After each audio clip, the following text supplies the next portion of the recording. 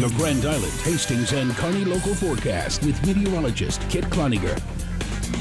Well, we've had mostly clear skies today, but a little bit of smoke from some wildfires out in Wyoming actually starting to filter through parts of the state. You can actually see that on our Skycam here in North Platte. This is looking off towards the west there. You can see some high clouds mixed in with a little bit of some smoke out there, so it might look a little bit hazy. Sunset tonight going to look very nice, though.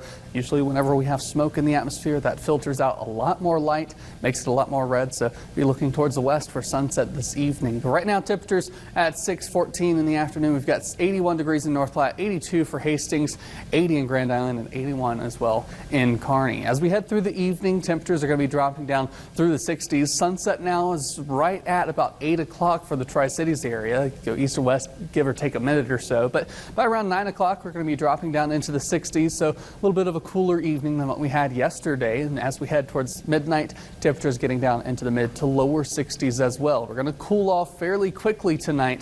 And we'll see those temperatures actually much cooler in the afternoon tomorrow. So highs only around the upper 70s for much of the Tri-Cities area and parts of the state of Nebraska as well. We warm up again for Thursday, get right back up near 90 degrees then we cool back down. So we're going up and down over the next couple of days. We've seen some pretty consistently cool temperatures through August. Now as we head into September, fall is starting to transition in. We're going to look at some shower chances as we head towards Saturday. It's looking like it's going to be Friday night into early Saturday morning that gets started for the Tri-Cities area, and that should last until about noon, early afternoon on Saturday. We cool down after that cold front comes through and brings the rain, brings the cool air.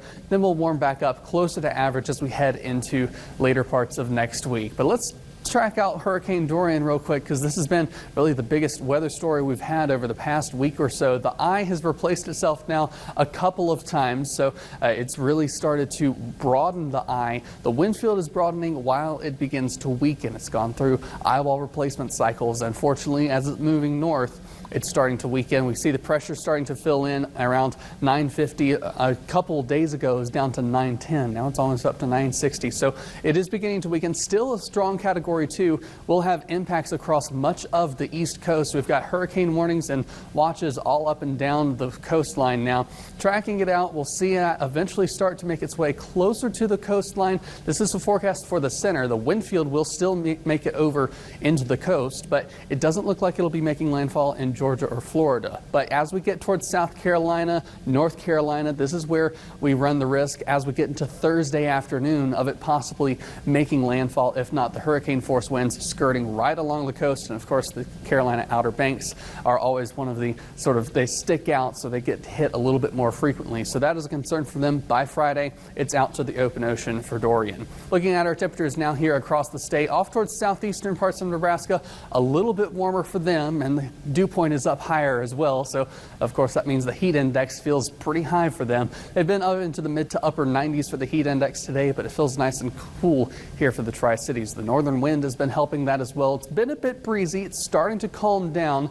When looking at the satellite and radar now on the wide view, cold front made it all the way down to Kansas. It's going to stall here over the day today, and then as we get towards Thursday, it'll begin to lift a little bit more towards the north. Let's head through Futurecast now. We'll see that cold front stalling out towards the south. So like I said, we stay pretty calm here, not a whole lot going on. As we head through Wednesday, though, eventually the winds will shift back out of the south, and we'll start to see some more warm temperatures. Late on Thursday, you see the secondary wind shift here. We've got another cold front coming in.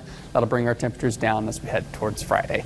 Lows overnight tonight getting down into the mid-50s, so a pretty cool night coming up tonight, much cooler than the past couple of mornings. But as we head into tomorrow afternoon, we start off cool, we wind up cool. We'll only see our temperatures into the upper 70s for tomorrow afternoon. Danielle?